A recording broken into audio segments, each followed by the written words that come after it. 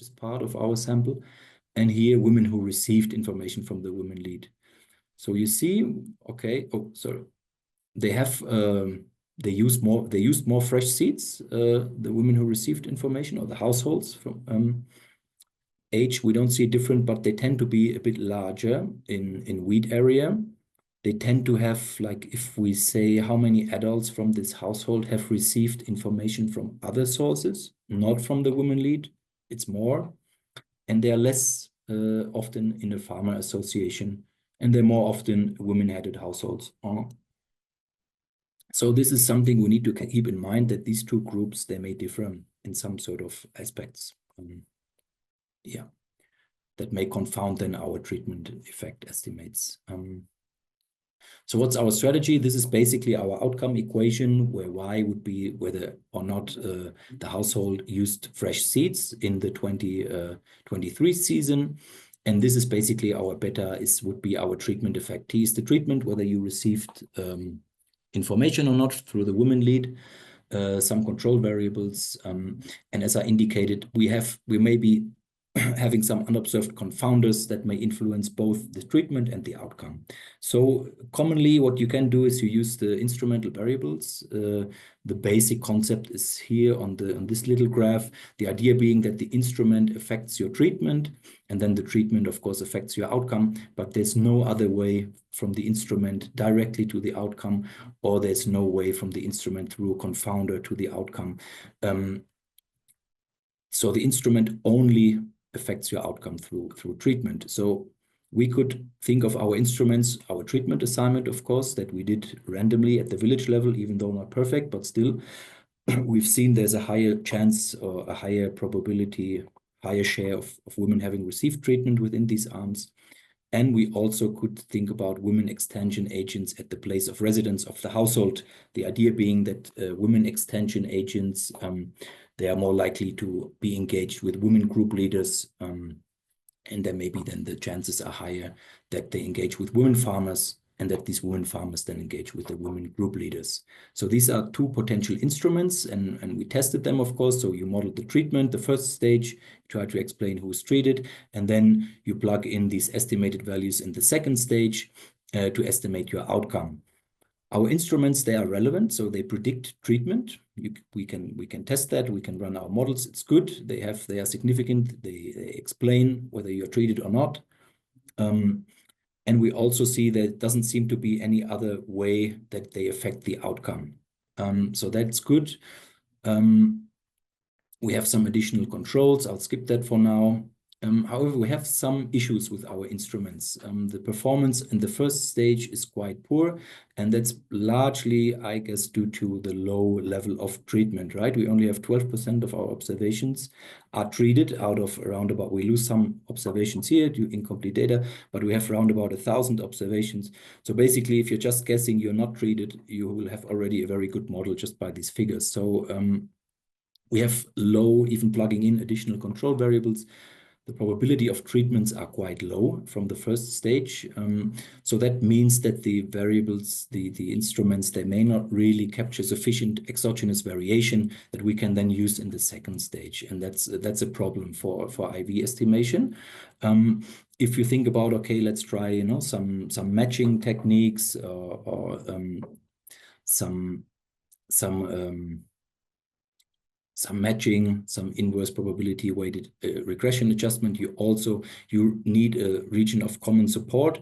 And this is also a bit challenging with our data, because we see basically the people who are the control, they're very likely that the estimate that they are assigned to the control group in this particular first stage. So that's a bit of a challenge. What can be done? Well, there is, you can use Bayesian instrumental variable approaches. The outcome equation is the same, just the way you go about its estimation is a bit different. You have basically a likelihood function here, and you solve this one through a Bayes theorem. Basically, these are the different components. Here on the left-hand side, you have the posterior distribution of your parameters you want to estimate, your alphas, betas, etc. given the data that you observe and given your covariates. So given your outcome, your treatment, and your covariates and your instruments. So that's the main part of interest, the probability of this one. And unlike in frequentist approaches, the parameters here, they're treated as random variables. So they're not treated as fixed but unknown, but they're treated as random variables, and it's assumed that they have a distribution, a mean and a distribution, and that is the one that you estimate given the data and the covariates that you have. So how likely is it to observe a particular value of the parameters given the data and the covariates at hand? And this is basically a product of the likelihood function given your data. This is the probability that you observe the data given the covariates and the parameters. So the data is this one, your treatment and your outcome configuration. How likely is it that you observe this particular configuration given your controls and your parameters? And also you have a prior distribution of parameters, which you can use the beliefs that you have of the parameters before you see the data. That's also a difference as opposed to frequentist approaches, that the Bayesian approaches, they allow you to incorporate or to use prior knowledge and beliefs about your parameters into the models. So here we could say, we can say, okay, we would guess that the effect of the treatment could be between 10 and 16%. We know that from previous data, from the previous season. We know that people who were exposed to information, we see that they're like 10 to 16% more likely, or the shares are higher in the use of fresh seeds. So you can use that information and say incorporate it into the model.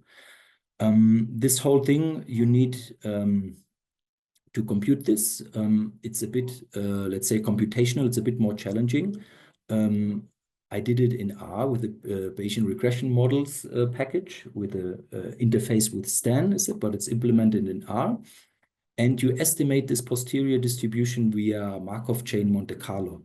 So basically what it does, it samples a lot of parameters here.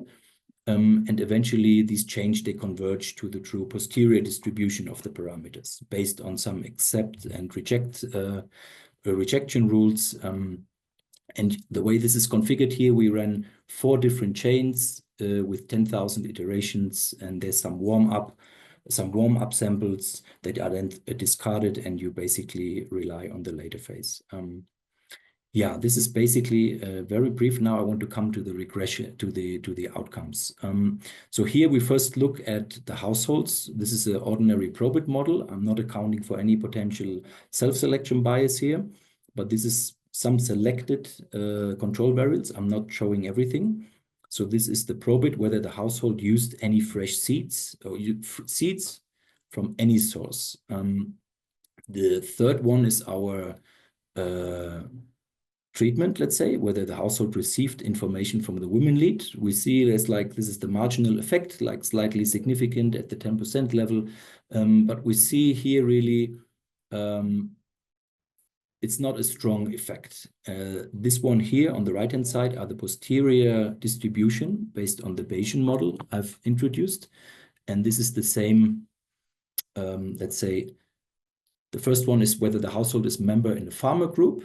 And surprisingly, the household is less likely to use seeds from any source. And this is consistent. The Bayes tells us it also a negative effect. The difference here, so in the interpretation, we can be this blue shaded area. This is the 95% confidence level of confidence that our estimate lies within that space, right? That's a bit of a difference in how to interpret these things. And also here we find the similar, I mean, the magnitude is slightly different, but like the direction of the effect stays the same. So it seems to have an effect, but it's not really strong in the probit model, a bit stronger here in Bayes, but okay, also slightly at the edge of being significant statistically. But we want to disentangle a bit this fresh seed use from any source. If we now look, okay, what's the difference if you get seeds from the farmer group And there we assume that it's certified seed. This is the same set of control variables that I'm focusing on here. Again, the probit model. And here we see, non-surprisingly, whether the household is member in the farmer group, this significantly increases the chances of using seed from a certified source. Also, households receiving information from other sources other than the women lead, this also increases the chances of using seeds. Our treatment, whether you received information from the women lead, that doesn't seem to have any effect on the use of certified seeds. And this is kind of confirmed here, again, with the use of the Bayesian models. Yeah, again, the effect sizes are different, but the sign and even the statistical significance, they're quite similar. So it really matters whether you're in a farmer group or not, whether you use certified seeds or not. Delivering the treatment, delivering information through women group leads doesn't really, if anything, it's negative slightly, but it doesn't enhance the use of certified seeds. So what about the use of seeds from other farmers? Here again, if the household is the member in a farmer group, you are less likely to use seeds from other farmers, which we've seen. These households, they're more likely to use seeds from the farmer groups themselves. And here the treatment is significant and positive in the probit model. And also we see the same pattern here for our Bayesian posteriors. So there seems to be the effect that women the treatment leads to the use of fresh seeds more often, fresh seeds, but now the caveat is that this seed is likely coming from another farmer and it's not coming from certified sources through farmer groups. So to sum it up, women have a strong role in wheat production. I didn't show the data. We also have data on this one. They have a strong role in management, production, decision-making, but they are disadvantaged in terms of information access. We see if we implement this treatment, if we expose women to information through group leads, that has a positive effect. The households tend to use fresh seeds more often, but these seeds mainly come from informal channels, other farms, possibly also markets. I don't remember exactly these model results. And regarding the certified seed access, it's really the membership in farmer groups that has the largest effects on seed use from formal sources.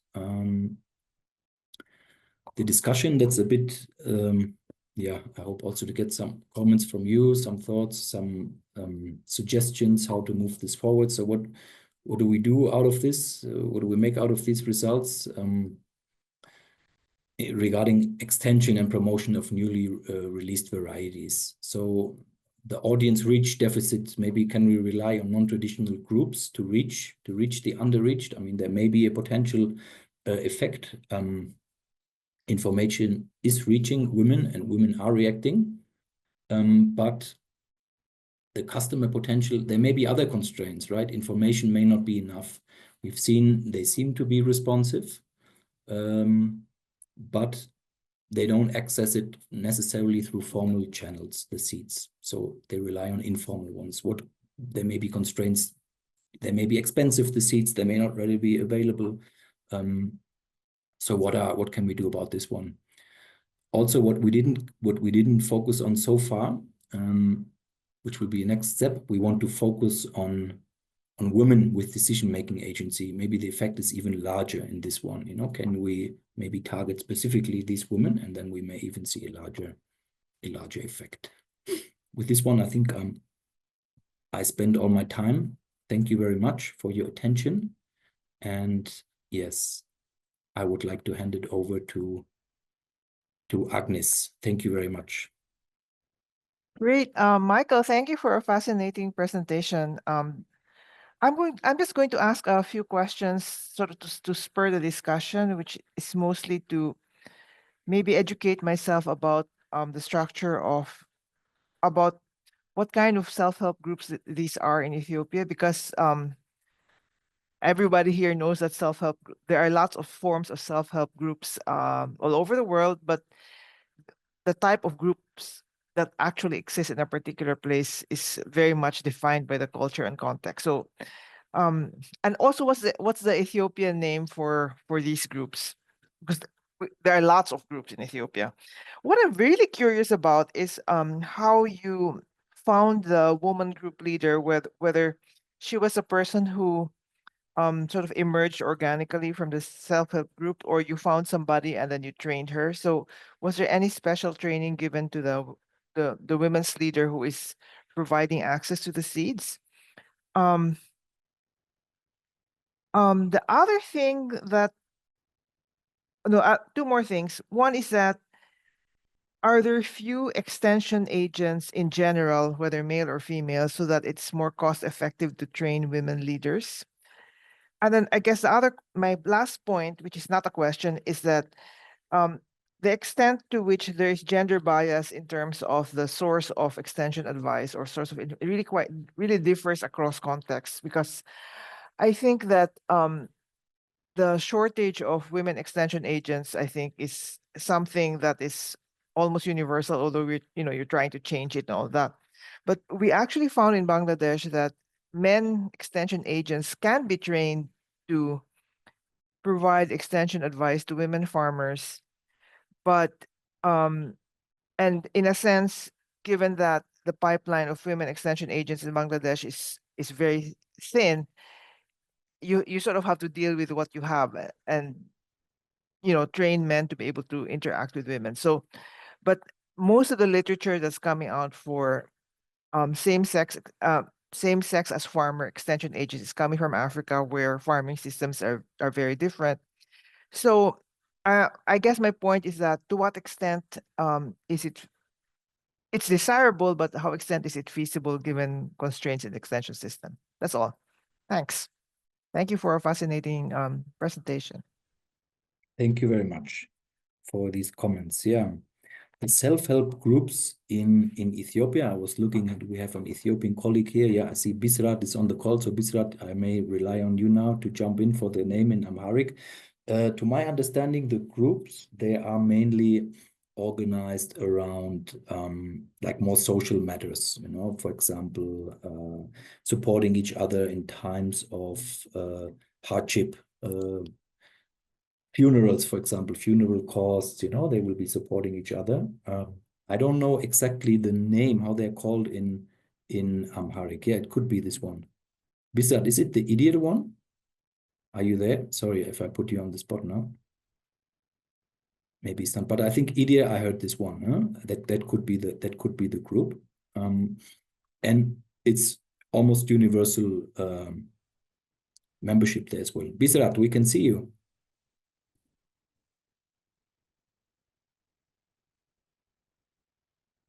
We can't hear you. Are you talking? No. Maybe you can write it in the chat as well, Bisat, I can't hear you. I don't know if there's a problem. Yeah. No, sorry. I'm sorry. I put you on the spot here as well. Sorry, Bisat. Yeah. Then how did we find the women group leaders? I think these are the ladies that are they are leaders. We didn't select them, but they are already, each group has a leader. And we gathered the leads of the women groups. So we didn't just assign any woman. These are the organically or naturally evolved leads of these women groups. Extension agents, there's quite a few places where there are also women extension agents. I don't, at least in our sample, it's not like a very low percentage. I can't give you the exact number, but I think in 30 to 40% of the places there are also women extension agents. So that's not a problem per se. And then you said something about cost effectiveness regarding the training. Yes, I agree. That's definitely a consideration before suggesting, train some other people who really don't know, or agriculture is not really their background, right? And maybe they're conveying some technical information that is that may be a bit complex, and maybe it's better to go through these extension agents that are already working on the ground. Yeah. we have to see how we will put that one. But we don't. I mean, the cost effectiveness question we can't really answer with our. But this may be a point we have to take up in the discussion. Like, what does that really mean now? Probably we would suggest, okay, why not have these extension agents attend some of these meetings, you know, of these self-help groups, for example, in a particular, give them some time, you know. Someone has the hand raised. Sorry, is this to this discussion? Sorry. It is me, Adapters. Adefris, please. Yeah, you can enlighten us on the. Yeah, I think to supplement what you said, actually, the women group have different names in different regions. Like in Amharic language, they have Setosh Budun, and in Oromisha, another thing. And so actually, it's not defined. Actually, it's not one name actually existing in the country. Yeah. The number of extension workers is estimated to be about 21,000, actually, about 21,000, and every valley has at least, even more than that, even 3 extension workers, one for natural resources, the other for crop, and also for livestock. And what we are assuming is there are about 17,000, and 17,000 17 times 3 will be a very high number. And actually, the density of extension workers in Ethiopia is one of the world, the highest in the world, if not the highest already. So women group leader can be selected in different ways. Like in some cases, the women may be nominating them. In some cases, okay, government push, there could be a government push, actually, depending on who did that self-help group. I think this is what I want to make, to compliment on your. Yeah, thank you. Thanks, Adefris, for helping out here. Yeah, the EDA one. Yeah, this one was implemented in Oromia. This study, in Tosa and in Lumé. So yeah. Yeah, I think did I miss one more of your comments, Agnes? If we should be training men as well to reach out to women. Yeah, because I guess in the case where you cannot train enough women, then men should be trained to reach out to women. But the other thing that I just thought about that I should have commented on is that you really see sort of like almost a dichotomy in the sources of information and seed where women seem to prefer informal sources and men seem to be getting it from formal sources. And I think that you have pointed out some of the important barriers, like possibly expense.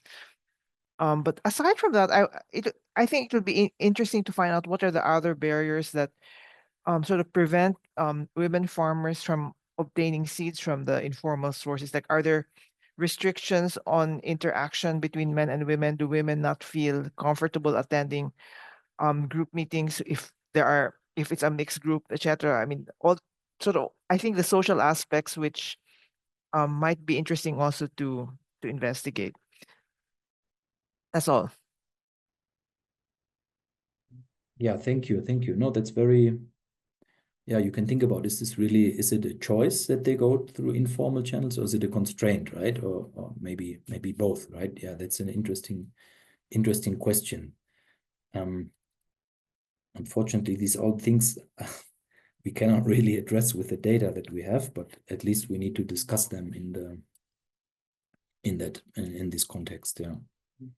Are there any questions? Maybe we can open the floor now to everybody. Please, if you have any questions, raise your hand, unmute yourself.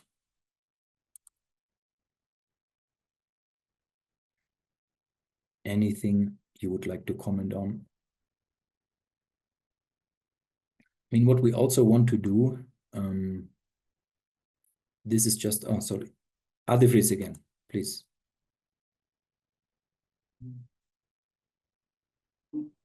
About the definition of seed, actually, you said that seed is obtained informal or formal, but it's not from used from the stock, their own stock. Yes. But the informal system actually, they are buying it from the market. Actually, it could be a grain for seed. And what do you think about that definition? Grain to seed is common in self-pollinated crops in Ethiopia. Formal and informal is more on the certification and more of on the seed certification. When you classify the formal and the informal seed. So this definition needs to be probably sorted out. Otherwise, if it is C4, for example, the seed is C4, may not be considered a seed by definition. Okay, so you're saying we should be using grain and seed. Grain to seed is common actually, and depending on the availability and the supply, so that things need a little bit some digging and refining the definition. The other issue is what is the optimum, like seed supply in weight. Like if you take 100 households, what do you think the optimum seed availability from the 100? Like because the replacement for self-pollinated crops in Ethiopia is seed replacement is about 33%, 30%. Every farmer shouldn't have to replace its seed. Every 4 years, like the first year it can buy certified 61, can use C2, C3, and it's expected to buy it in the 4th year. And is it considered while we are doing the study? Thank you. Yeah, we have information on the seed turnover or seed replacement. We have that data, like how often do farmers replace seeds. It's not contained as a control in this model. Maybe we should include this. Of course, there may be some of these households, if they purchased new seed, like seed in your seed. I think I'm using it right now. Seed, then they wouldn't need to purchase every year. That's definitely true. But if you look at the average age or the average turnover rates, I think it's anywhere. I haven't yet now checked for this particular sample, but from other studies, it's 8 to 10, 11 years. So I guess that's a bit too long. Huh? I agree it shouldn't be every year. I understand that as well. And the farmers, they may also make, decisions like, is it worth the investment? Yeah, no, thanks for that comment. That should be included. Yeah. David, thank you very much. Mike, actually seed replacement and variety replacement are different things. 11 years, 10 years is for varietal replacement. But seed replacement means you buy a fresh seed from certified agency or seed supplier, formal or informal, and you can reuse it. But the variety turnover is a little bit different actually. How many years it takes another variety to take up that old variety that will be utilized? So can take it as like what I said, if not to create a misunderstanding. Yeah, no, thanks for that one. I got it. Yeah, you need to be careful with the terminology, especially if breeders are in the room. Yeah, thank you. Thanks, Adefris. Agnes, please, you have your hand raised. I have a very quick question. Did the women leaders obtain any special training before they were, this as a part of the intervention? That's all. Thanks. Yes, we did a short. It wasn't like a big, extensive, 2-day workshop, but they had a session. We visited them, and they were trained. Yeah. And then, of course, what they did with the training and how they then went how they engaged with their groups, we don't know about this one. We assume, or from the data then from the women that attended and whether they stated that they received information or not. There we can sort of deduct whether it worked or not. But I guess some were more active than others or more engaged, more everything, but they received a training. Yeah. So did the agriculture, what I wanted to say before, We also have this one with the agricultural extension agents. That could be either like there, the gender component is not the focus, but we just did the same with extension agents and asked them to do the same thing.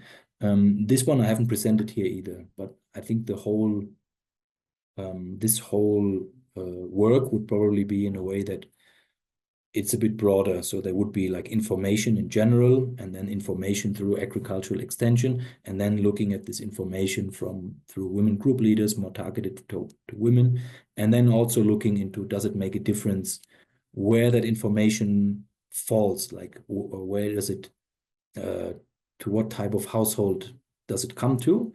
Are the women empowered already in the household in the sense that they engage, have some agency in the decision making in crop production, etc.? We would expect maybe the effect is even stronger then. So this is the three big things that we would like to explore in this particular paper here, or I don't know how to call it yet. And I just showed one, let's say one particular aspect. Yeah. So this is where this will be going. Yeah.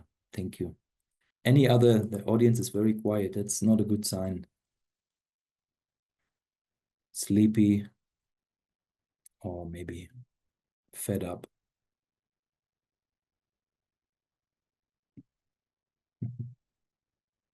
Any other comments, colleagues? Hi, Mike.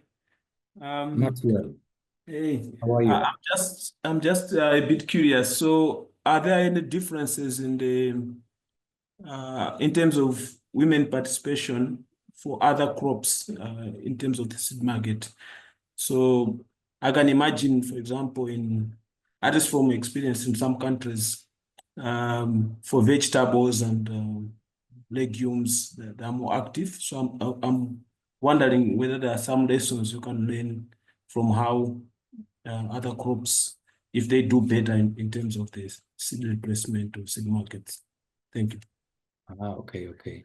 You're saying like whether the seed replacement and seed use is different in other crops? Yes, that's the question. Yeah, this one I would have to check. We don't. It's not part of this data set here. We really focused on wheat. I think we have data on what is women engagement, in the decision making, also with respect to other household activities.